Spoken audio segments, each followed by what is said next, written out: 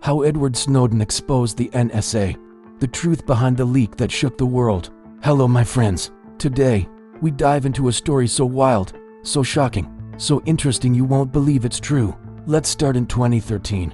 A man appeared out of the shadows and changed the world forever. He wasn't a spy in the traditional sense.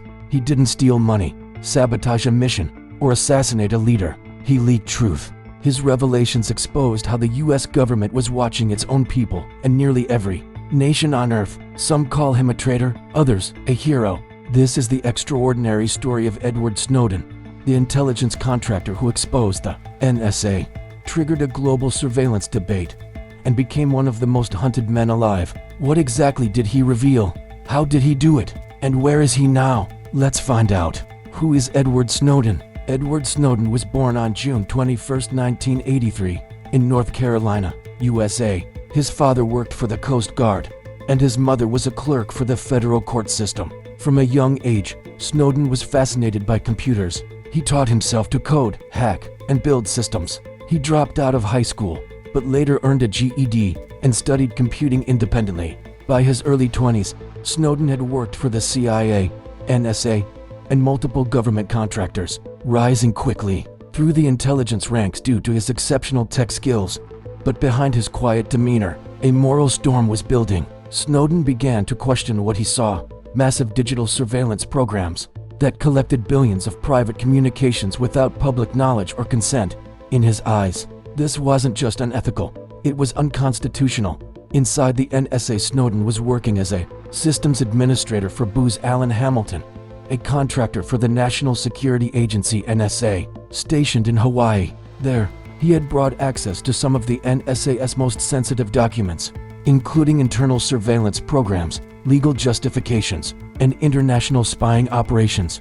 What he discovered was staggering. The NSA wasn't just targeting foreign threats, it was collecting data on millions of American citizens without warrants, probable cause, or oversight. They gathered phone call records, emails, social media activity, web browsing history, location data. Programs like Prism, Ski-Score, and Tempora gave the NSA near total access to the global internet. To Snowden, this was an abuse of power, and it had to be stopped. Preparing the leak in early 2013, Snowden began downloading classified documents, tens of thousands of them, onto encrypted drives. He carefully reviewed what to leak and how. He didn't want to harm national security or expose agents in the field. He wanted to reveal what he believed the public had a right to know. Snowden contacted journalists he trusted: Glenn Greenwald, an investigative reporter for The Guardian; Laura Poitras, a documentary filmmaker; and later, Barton Gellman of The Washington Post. He arranged secret meetings in Hong Kong, where he fled with the stolen files. There, he shared the truth, and soon, the world would know. The leak that shook the world. On June 5, 2013, The Guardian published its first article based on Snowden's leaks.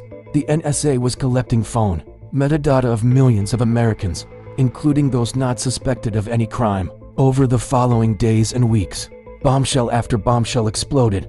Prism, a program that allowed direct access to user data from tech giants like Google, Facebook, Apple, and Microsoft. Ski-Score, a tool that allowed analysts to search the internet in real time without a warrant. Boundless Informant, a heat map showing where the NSA was collecting the most data, everywhere, from Germany to Brazil. Tempora, a British GCHQ program tapping directly into fiber optic cables across the world.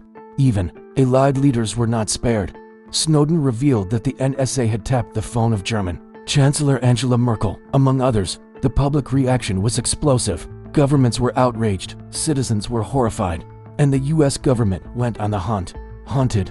Snowden's escape as the identity of the whistleblower became public. The US government charged Snowden with espionage under the 1917 Espionage Act, the same law used against WWI traitors. But during a layover in Moscow, his passport was revoked by the US government, stranding him in Russia. He was facing up to 30 years in prison, or worse. Snowden fled Hong Kong for Ecuador, seeking asylum. For 39 days, Snowden was trapped in the transit zone of Moscow's Sheremetyevo airport, sleeping in chairs, under surveillance, awaiting word from any country willing to grant asylum. Eventually, Russia offered him temporary asylum, later extended indefinitely.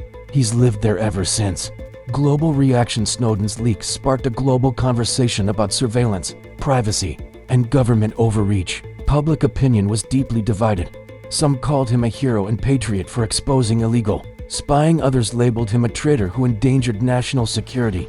But one thing was certain: the impact was massive. Congress launched investigations. President Obama announced surveillance reforms. The USA Freedom Act was passed in 2015, ending bulk phone data collection under Section 215 of the Patriot Act. Meanwhile, major tech companies, including Google and Apple, strengthened encryption and resisted government pressure to create backdoors. Globally, countries reevaluated their intelligence sharing relationships with the US, Germany, Brazil, and others demanded answers. The internet would never be the same again. What did we learn? Snowden's leaks revealed one unsettling truth: mass surveillance was not a conspiracy theory, it was real. We learned that intelligence agencies operate in vast legal gray zones. Even democratic governments collect mass data without consent. The line between security and freedom is thinner than we thought. Perhaps most troubling, much of the surveillance was approved in secret by secret courts, under vague language and old laws.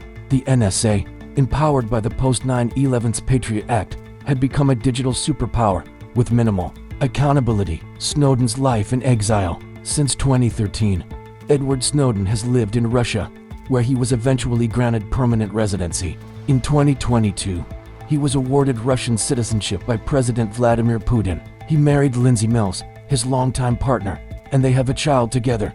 From exile, Snowden has written a best-selling memoir, Permanent Record, spoken virtually at global conferences, advocated for digital rights, privacy, and encryption, criticized both Russian authoritarianism and American overreach. He remains a polarizing figure, hailed as a truth teller by some, condemned as a criminal by others, hero or traitor. So, what is Edward Snowden? A modern-day patriot who risked everything to uphold the Constitution? Or a reckless leaker who damaged national security and sought refuge in an authoritarian state? Former NSA officials say lives were put at risk. Supporters argue he triggered meaningful reforms. Without his actions, we'd still be in the dark. President Obama acknowledged the debate, saying, "I don't think Mr. Snowden was a patriot, but I understand why he did what he did." In the years since, whistleblower protections have improved, but Snowden himself still faces arrest if he returns home. Edward Snowden's story is one of technology, power, and conscience. It forces us to ask, how much privacy are we willing to give up for security? Who watches the watchers? And what happens when telling the truth means becoming a fugitive? He didn't plant a bomb. He didn't sell secrets for profit. He simply told the world what was already happening, and in doing so, he changed the future of digital freedom forever. Call to action: if the story shocked or inspired you, give it a like, subscribe for more real-life espionage stories, whistleblower profiles, and deep dives into global intelligence. Hit the bell so you never miss a classified upload. Question of the day: is Edward Snowden a hero or a traitor? Drop your thoughts in the comments and let's open the debate. Until next time, stay informed, stay free, and remember, the truth is never classified. See you in the next video with unique story.